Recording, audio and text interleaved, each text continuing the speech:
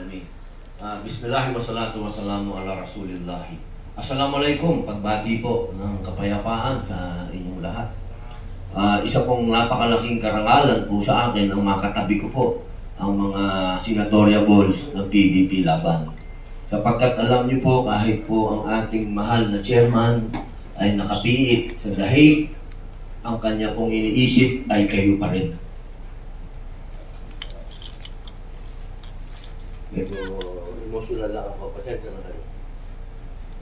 Alam niyo po, kami pong lahat doon ay iniisip namin ang health ng ating dating Pangulo, pero ang iniisip niya kayo.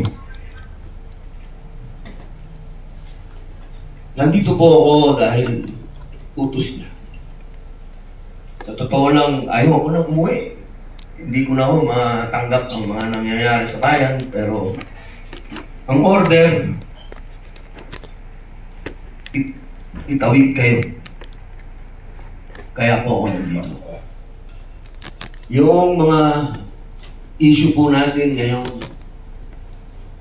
napakabigat. Sapagkat ang issue po ay boto.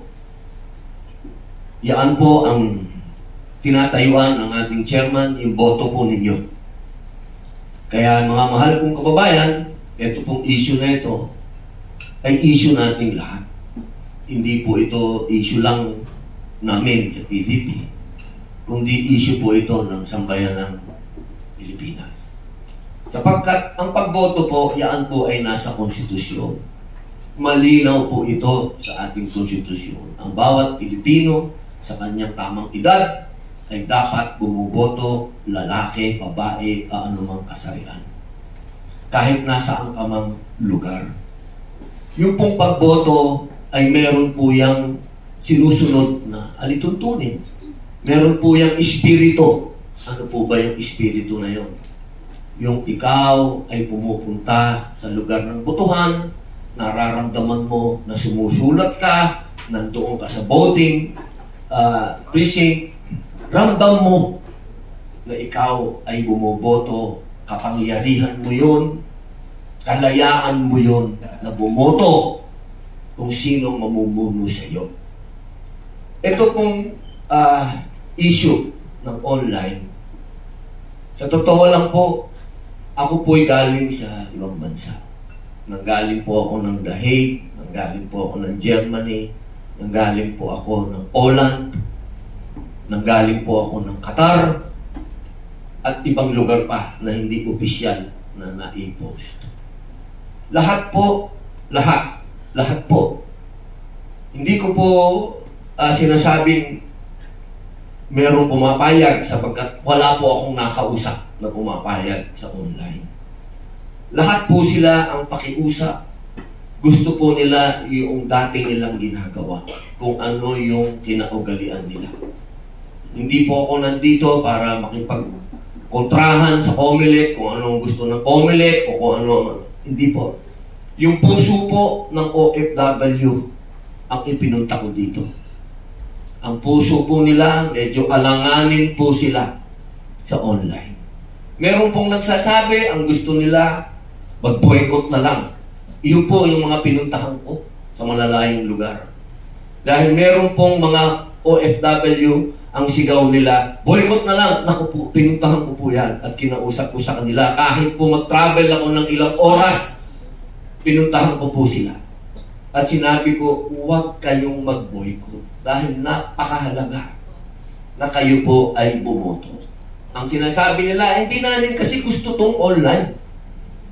Sinasabi ko po sa kanila, sa ngayon, sana po ay mag-enroll kayo.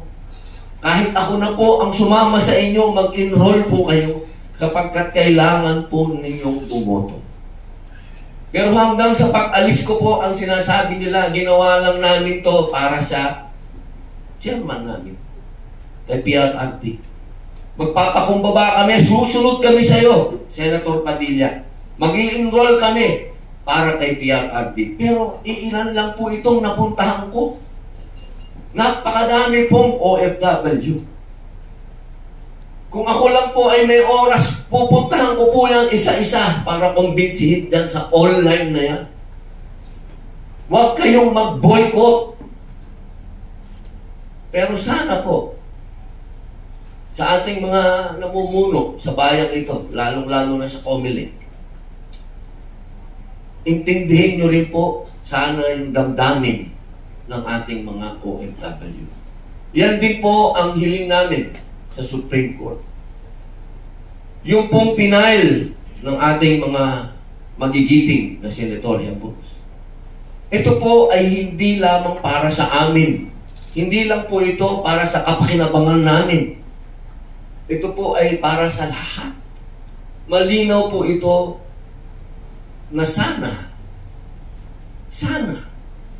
mga mahal kong namumuno sa bayang ito, kung talagang tinuturing natin na bayani ang ating mga OFW, pakinggan po natin sila. Hindi po nararapat na tayo ang magbibigay sa kanila ng mga alituntunin na hindi naman natin muna sila tinanong kung gusto nila. Hindi po porket malayo sila, hindi na po tayo mag-aabala na kausapin ang mga taong ito. Ladies and gentlemen, tandaan po ninyo, ang mga OFW, ang pinagdadala sa atin yan, nasa $35 billion a year. Ang ekonomiya natin tumatakbo dahil sa mga OFW. Isang tanong ba, isang hearing, isang public hearing para kausapin natin sila at tanungin kung gusto ba nito, hindi natin nagawa. Sana po, ang huli nating sandigan ay ang Supreme Court. Tayo po ay kumakatok sa puso ng ating mga justisya, sa ating mga kinikilalang sila po ang magiging kakampi ng taong bayan, hindi po kakampi ng PDP, ha? Ito pong ginagawa namin, hindi po ito para lang sa kapakinabangan ng PDP. Ang hinihingi po namin, sana mabigyan ng tamang panahon at oras ang mga OFW na masabi nila na itong online ay takot na takot po sila. Wala po ako talagang pagsisinungaling dito. Hindi naman po ako kailanman naging sinungaling. Well, marami akong naging babae, pero wala akong kasinungalingan doon. Minahal ko lahat yan. Ito pong sinasabi ko sa inyo, nakausap ko po talaga ang mga OFW at sila po ang nagsasabi na delikado at parang wala silang tiwala sa online. Yun lamang po. Maraming salamat. Mabuhay po kayo.